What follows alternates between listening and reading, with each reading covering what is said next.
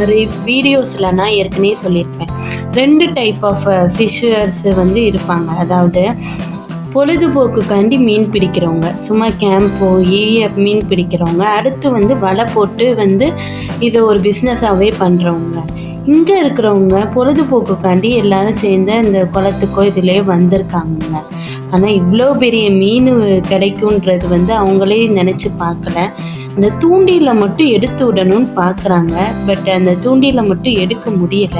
இதில் என்னென்னா, ஒருத்தர் மட்டும் அந்த பெரிய மீனை பார்த்து பயப்படாமல் கிட்டக்கையே போயிட்டாரு, இந்த தூண்டியில் எடுத்து விட்டுருவோன்னு. அது சுற்றி இருக்கிற எல்லாருமே ஷாக் ஆகிட்டாங்க. இவ்வளோ பெரிய மீன் கிடைக்கும்னு தெரியாதனால மற்ற மீன் பிடிக்க வந்தவங்களும், அதாவது அந்த கேம்புக்கு வந்தவங்களும் கிட்ட நின்று பார்த்துட்ருக்காங்க.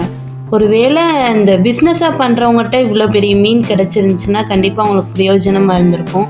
பட் இவங்ககிட்ட கிடச்சி வந்து பிரயோஜனம் இல்லை. ஏன்னா இவங்க வந்து சும்மா ஜாலிக்காண்டி தான் மீன் பிடிப்பாங்க. குட்டி குட்டி மீன் தான் எதிர்பார்ப்பாங்க. தூண்டியில் எப்படி எடுக்க பார்க்குறாங்கன்றதை பாருங்கள்.